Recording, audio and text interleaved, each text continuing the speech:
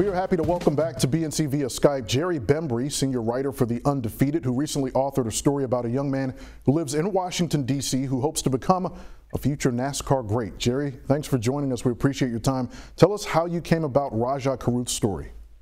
Well, I had a couple of friends tell me about this young man in Washington, D.C., who was hoping to be a NASCAR driver and had been accepted into the driver diversity program. So I went to an event a fundraising event they had for the young man, and then I went to his house and interviewed him and saw his in-home setup with iRacing, where it's kind of like a computer game, simulated racing. So he's been interested in race car driving since he's probably been 4 or 5 years old, and he's excited about the opportunity to attempt to get into NASCAR. He was supposed to have his first race about a week ago, but with all the shutdowns, he hasn't been able to do that. So he's just kind of waiting his time like everyone else right now. Now, many of us know how little African-American representation there is in NASCAR. As far as the highest level, the Cup circuit, you have Bubba Wallace, who finished second in the Daytona 500 2 years ago. That's it. But that hasn't dampened Rajah's enthusiasm for the sport at all. Can you give us a sense of how he knew from a very young age, like you mentioned a moment ago, that racing is what he has always wanted to do? Yeah, he's always had an infatuation with things that move, and that graduated to going out to amusement parks and driving the go-karts.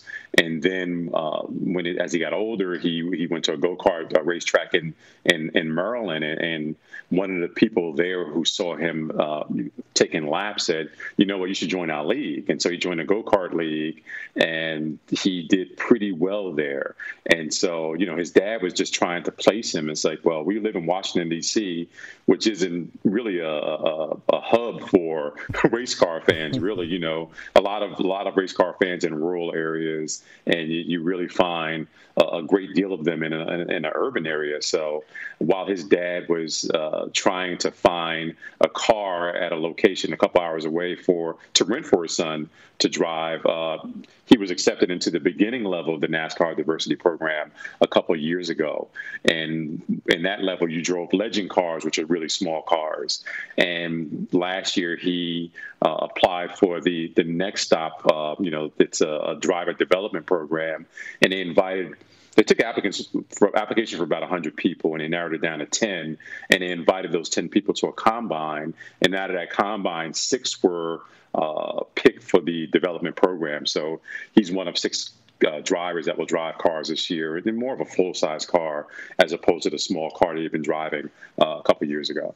Now, one of the other interesting aspects of this story is Rajah, 17 years old, still doesn't have his license yet, as you point out in your story, plans to attend an HBCU, Winston-Salem State, where he will study motorsport management. How disappointed is he that all of what is currently happening is disrupting his opportunity to develop, as you said, in that NASCAR Drive for Diversity program?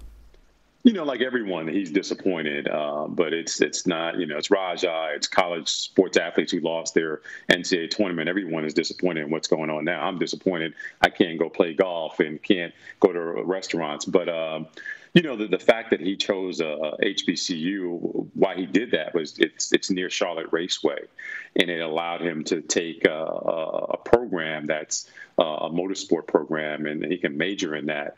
And part of that program is being at the race course, so he can probably take a lot of courses where he doesn't have to actually be in a class. He could be in a race car setting. So he's really excited for that situation. And you mentioned the fact that he doesn't have a driver's license. His mom was telling me that, she was in a car with him and they were going to a mall, and he made her nervous because he uses 2 feet when he's out there riding, and he rides really close to other cars, which is what you do on a racetrack, but that's not what you should do in the street. So all that makes her nervous. All right. Well, it's an incredible opportunity for Rajah. Certainly seems like a very sharp young man, and we wish him the very best. Now, Jerry, we are both sports guys at heart. Many of you out there know Jerry for his work in sports over the years. But before I let you go, I also have to ask you about a story you wrote in February, which marked the 55th anniversary of the assassination of Malcolm X. Your story on the Undefeated.com goes into how your uncle helped develop the man who became Malcolm X. Tell us how.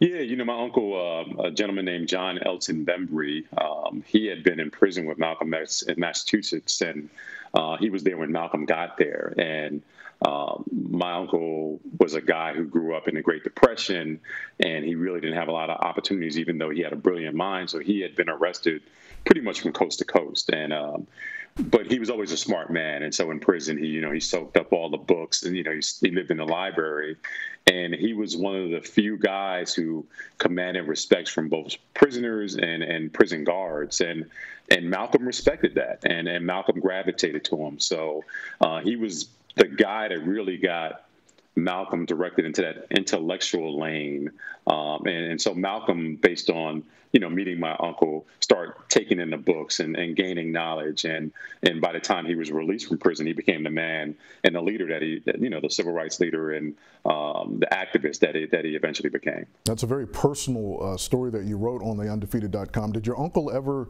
go into detail with you about how he watched Malcolm Little transform into the man who became Malcolm X? My uncle didn't speak a lot about his prison days, and maybe around family he was ashamed of that. It was common knowledge for all of us. And, unfortunately, he died in 1989, back when I was an early journalist. Had I been more advanced in my career and he had still been alive, my inclination would have been to interview him and get all the details about what happened in his life and his connections with Malcolm. But I never really had a chance to get that opportunity. And, this has been like a family, everybody in our family knew about our Uncle Elton, but I decided a couple of months ago to do a little bit more research and go to the hometown where he was born at for the first time. And, it's a story about my uncle and his brothers who were, numbers runners and muscle for, organizations. So it's a pretty interesting dynamic. And there's still another story to come out of this. I'm still trying to develop that. Well, it's not a stretch at all. In fact, it's necessary to say Malcolm X would not have become the man we knew him to be without your uncle, John Elton Bembry. I urge all of you to go to theundefeated.com to read Jerry's work. It's a fascinating piece. Senior writer for The Undefeated, Jerry Bembry, you are always welcome to come here on BNC. We appreciate you joining us. Thanks for having me, Anthony. You take care.